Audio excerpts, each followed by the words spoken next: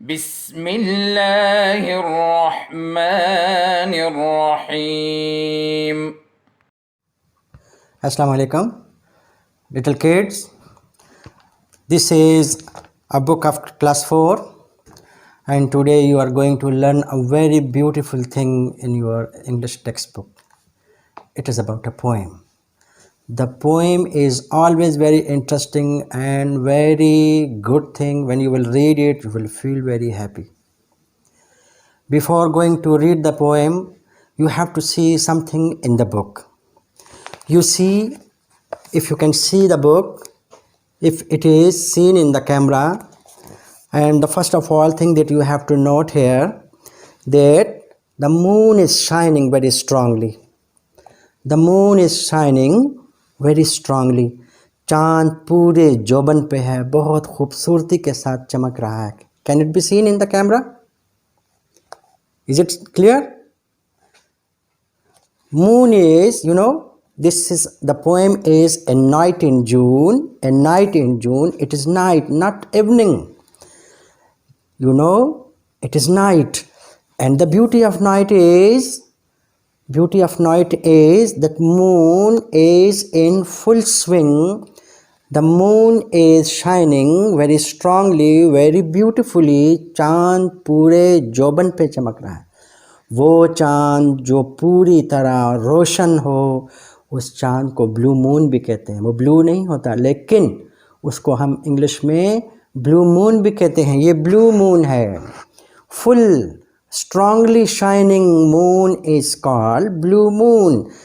First thing that you have discovered in this poem, it is night, ये रात हो चुकी है और चांद पूरी तरह चमक रहा है. और आपको ये भी पता है कि जब चांद पूरी तरह चमक रहा हो तो स्टार्स ज़्यादा नहीं होते. In the light of moon, in the moonlight, we can't see many stars in the sky. तो हमें आसमान पर चांद की रोशनी में ज़्यादा चांद नज़र नहीं आते.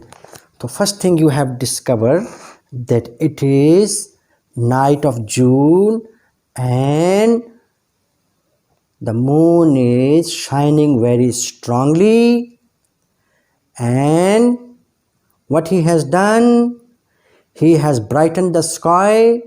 उसने चांद को पूरे आसमान को रोशन किया हुआ है. So we can't see large number of stars. इस वजह से आपको सितारे पूरी तरीके से नज़र नहीं आ रहे. Keep in your mind that this moon is shining very strongly. Second, you see there, these are bushes. And a little bird here is sitting on a branch. It is called thrush. ये एक singing bird है. कौन सा bird है? Singing, जिसे आप पश्तो में चते कहते हैं. चते क्या कहते हैं? चते. पश्तो में चते कहते हैं. क्या कहते हैं? चते.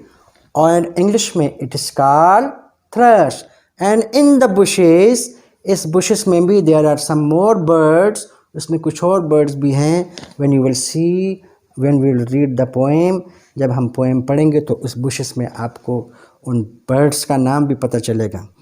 And one more important thing, एक और बहुत सी चीज़, when the water flows with speed and making a sound, जब पानी बहुत तेज़ी के साथ, बहाव के साथ आवाज़ पानी की हो, तो उस पानी को हम कहते हैं water गशिश.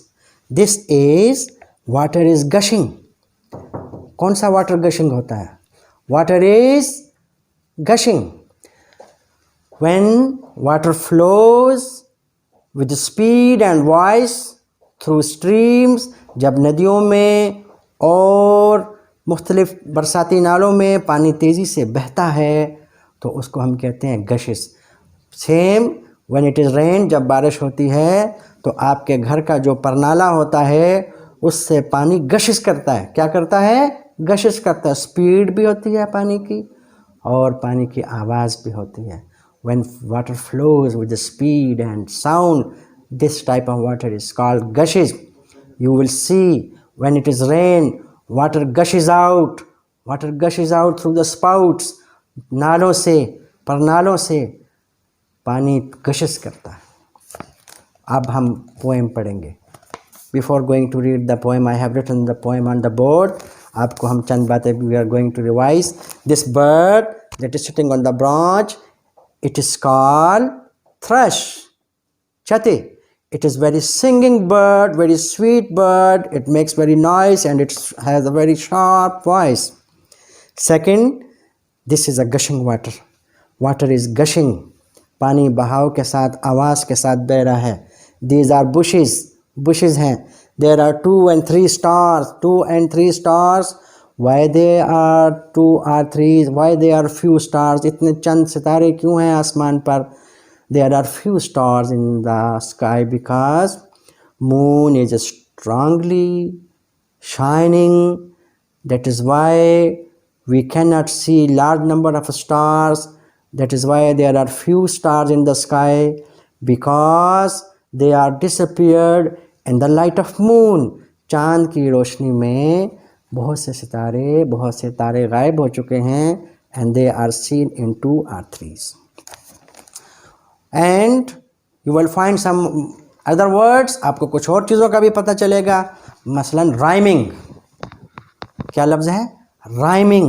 What do you mean by rhyming? Rhyming, words having similar sound.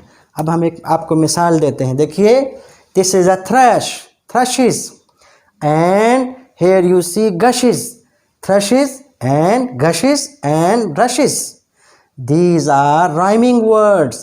ये rhyming words हैं, इनकी आवाज़ें एक जैसी हैं। You know what do you mean by rhyming words? Rhyming. I have to write rhyming on the board. Board पे हम rhyming लिख रहे हैं, और ये rhyming आपको यहाँ पे क्वेश्चन में मिलेगा। क्वेश्चन 3 पर note down the rhyming words. How rhyming is written? This is R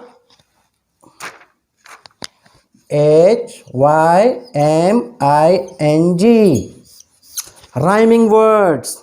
कौन से words? Rhyming words. इस पोएम में rhyming words देखिए। Set, yet they have similar sound. Trees and trees, thrushes, rushes, gushes, and cry, sky. So you have discovered rhyming words. Rhyming words having same sound, एक ही तरह की आवाज़ें जिन अल्फाज की होती हैं, उनको हम कहते हैं rhyming words. So we are going to enjoy the poem. You have to read it loudly. अब आप इसको गौर से पढ़ेंगे। अब हम आपको इसका I will give you a little idea in Urdu, but before that you have to read the poem. इस पोएम को हमने पढ़ना है। पोएम का नाम है A Night in June, and the poet is William Wordsworth. Okay, we are going to read the poem. The sun has long been set. The sun has long been set. The stars are out by 2s and 3s. The stars are out by 2s and 3s. The little birds are piping yet. The little birds are piping yet. Among the bushes and trees. It is a song. The little birds are piping yet. Among the bushes and trees. There is a cuckoo and 1 or 2 thrushes. There is a cuckoo and 1 or 2 thrushes, and a far off wind that rushes, and a far off wind that rushes,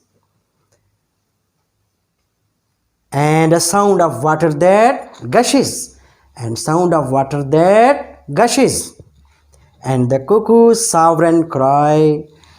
And the cuckoo's sovereign cry. This is a bird, very beautiful bird. ये इसको उर्दू में कोयल कहते हैं। कोयल तोरणके, जिसको आप पश्तो में तोरणके कहते हैं। तोरणके को उर्दू में कोयल कहते हैं, इंग्लिश में कुकू कहते हैं। It is a singing bird, very beautiful sing. It has very sweet voice, very impressive voice. And the cuckoo's sovereign cry fills all the hollow of the sky. When you read the poem, you should enjoy your own reading. And you have to read one line in one breath.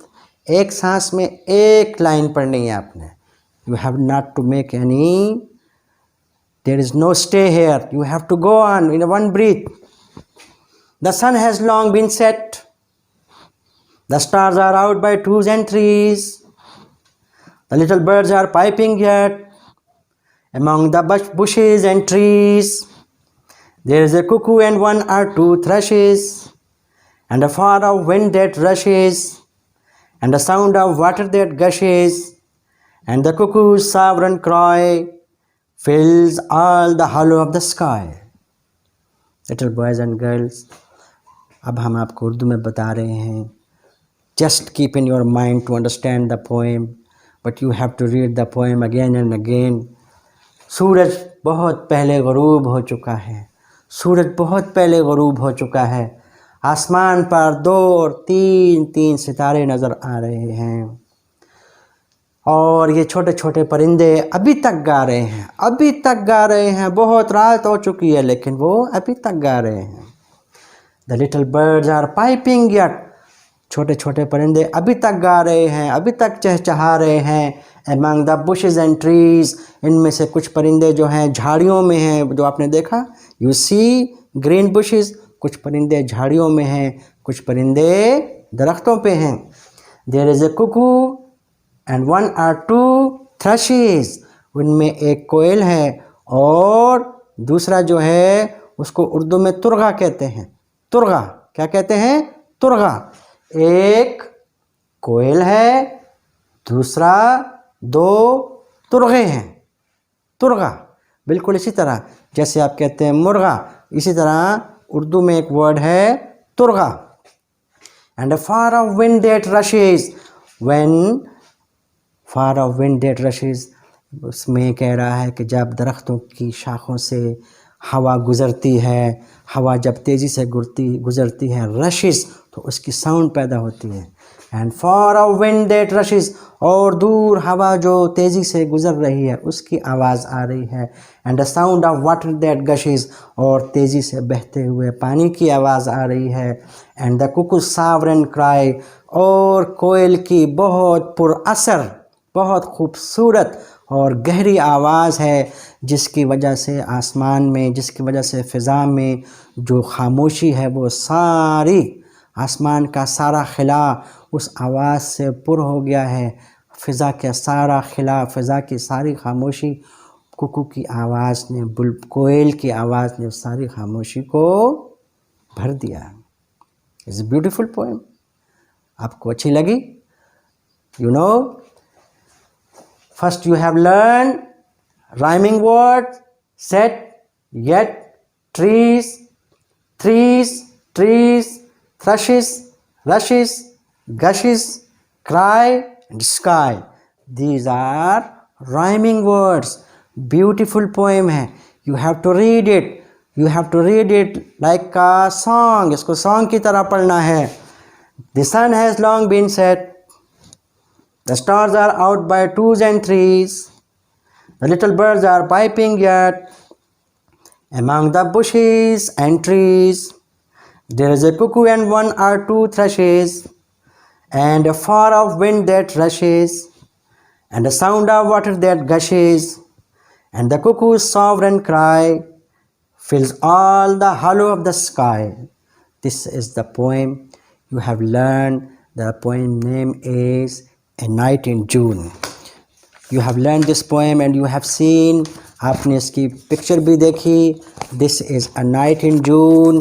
You see this is moon, full swing. It is called blue moon.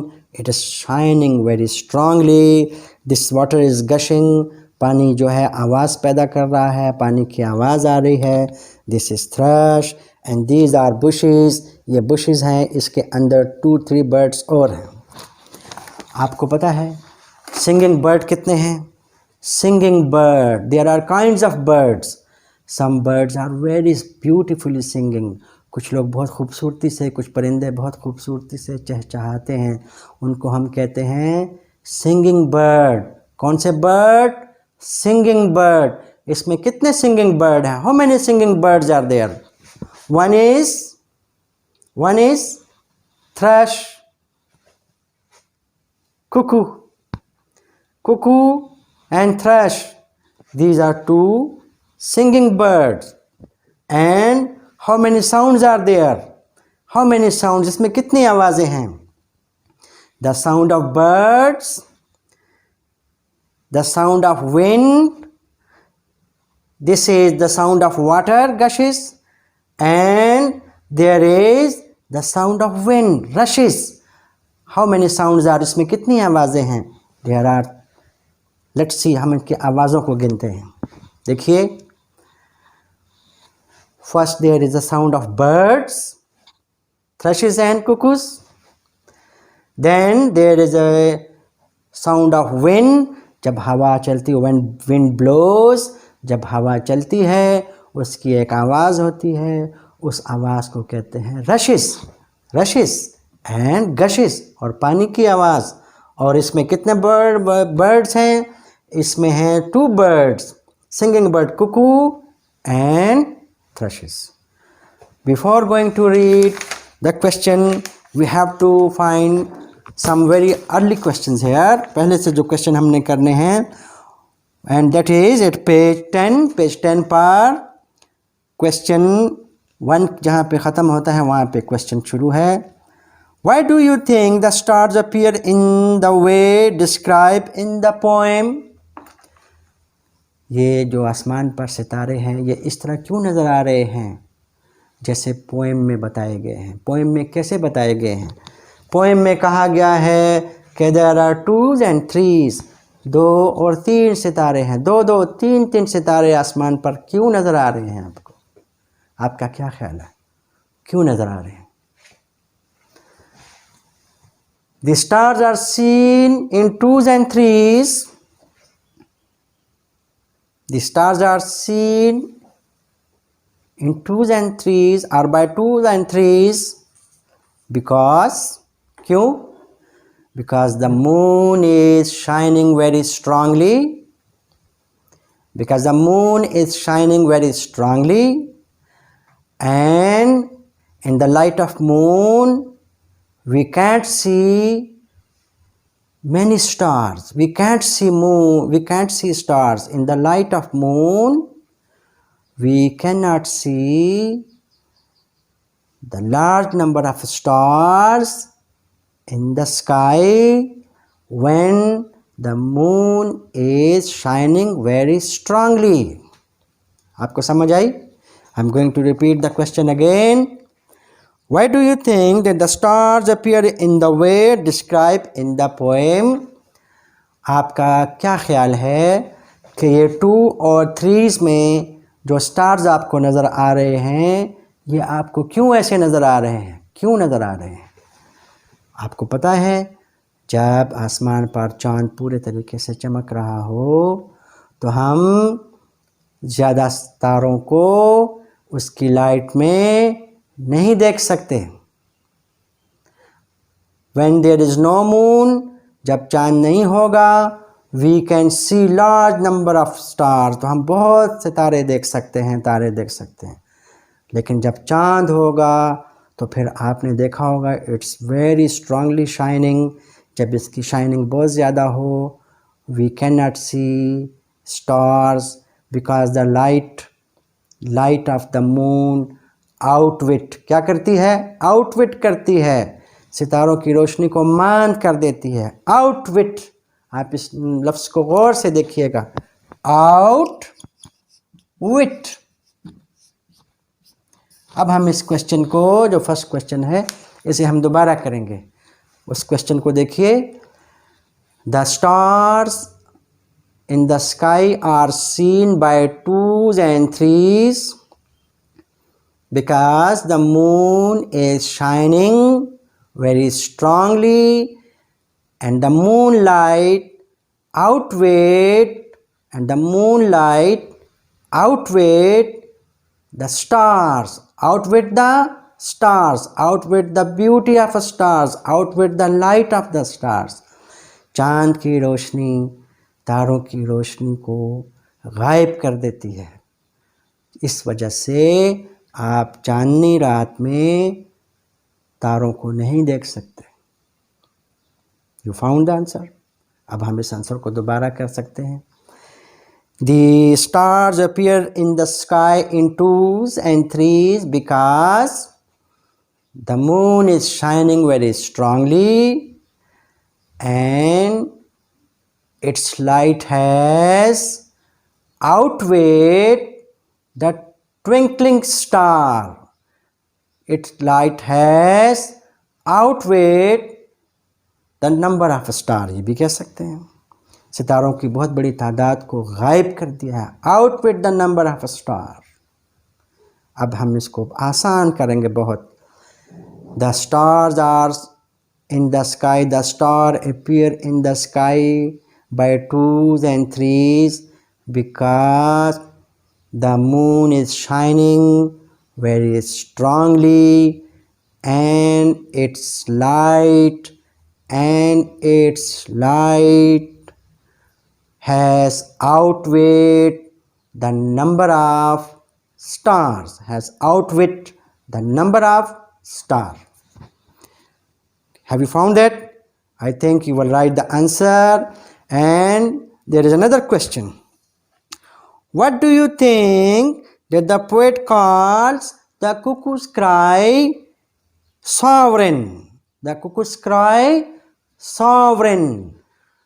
Kuku की चहचहाहट को, कुकू की आवाज़ को शायर ने इतनी ताकत वाली आवाज़, sovereign mean very powerful, spreading, ताकतवर वाली आवाज़, बहुत फैली हुई आवाज़, बहुत बेहतरीन आवाज़, ताकत वाली आवाज़, वेरी इम्प्रेसिव। क्यों कहा है? The poet calls the cuckoo's cry sovereign because it has very sweet and impressive voice, sweet and impressive voice that can be heard from long distance. बहुत दूर से आप इसकी आवाज़ सुन सकते हैं। कोयल की आवाज़ को बहुत दूर से आप सुन सकते हैं, चूँकि ये बहुत फैलती है, इकोइंग आवाज़ होती है। The poet calls the cuckoo's cry sovereign because it has very impressive echoing. What is it? Echoing, गूंजती हुई आवाज़, ECHOING.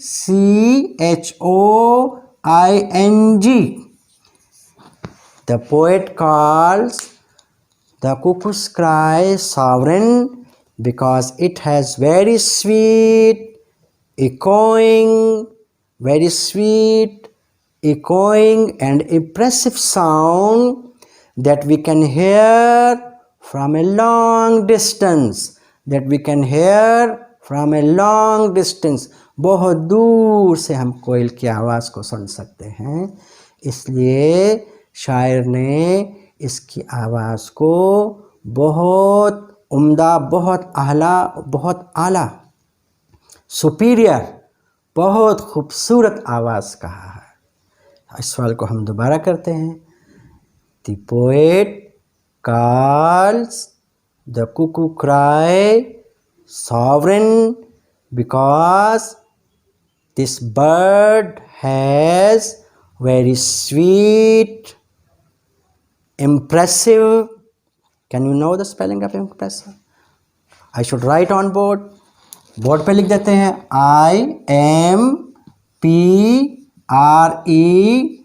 IMPRESSIVE, impressive.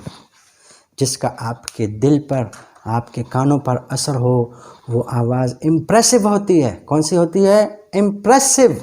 कोयल की आवाज़ स्वीट है, इम्प्रेसिव है, इकोइंग है, दूर तक गूंजती है, इकोइंग है, and we can hear it from a long distance, और हम इसको दूर से सुन सकते हैं। The poet calls cuckoo's cry sovereign because it has very sweet, echoing and impressive sound that we can hear from long distance. So these two questions are there. You will do it yourself. You will write the answer of these two questions and remember the questions. First, you have to choose the rhyming words. पहले आपने इसमें से हमें rhyming words choose करने हैं। कौन कौन से हैं हमने आपको बताया। We have told you, I have make you learn what do you mean by rhyming words. ये राइमिंग है सेट, इसके साथ दूसरा राइमिंग वर्ड्स है येट। ये है थ्रीज, इसके साथ राइमिंग वर्ड है ट्रीज। ये है थ्रशेस, इसका राइमिंग वर्ड है रशेस एंड गशेस। और ये two word cry and sky, these are rhyming words. So आपने पहला काम तो ये करना है कि इस पोएम के राइमिंग वर्ड्स को लिखना है बड़ा बड़ा। उसके बाद ये जो दो क्वेश्चन हमने किए हैं, with two questions, you will write answer of these two questions, and inshallah tomorrow we will enjoy the beauty of this poem again. हम इस poem की beauty को दोबारा enjoy करेंगे, and I will make you learn to attempt more question relating to this poem. Have a nice day and enjoy your holidays. Goodbye. اللهم انفعنا بما علمتنا وعلمنا ما ينفعنا وزدنا علما.